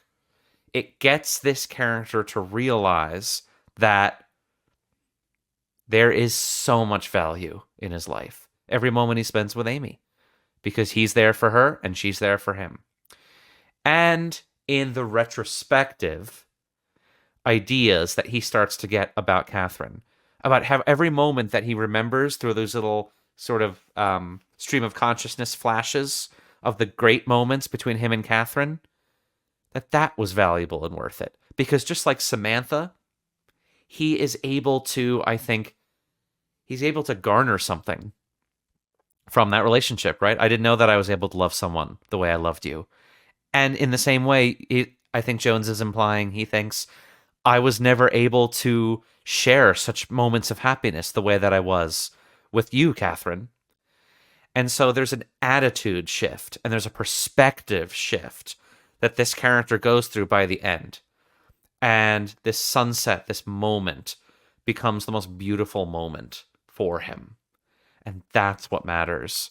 And that is so incredibly powerful to me that it brought me to tears, because it made me think about all the people in my life that make every damn moment of my life worth it.